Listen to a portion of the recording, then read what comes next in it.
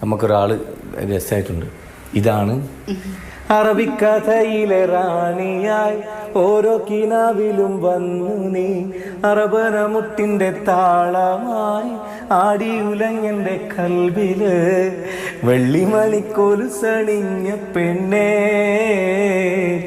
വെണ്ണിലവും മോഹിക്കും നിന്നെ, സുന്ദരി നീ വന്നു ഗസലായി, സുറുമ വരച്ച പെണ്ണേ രജില.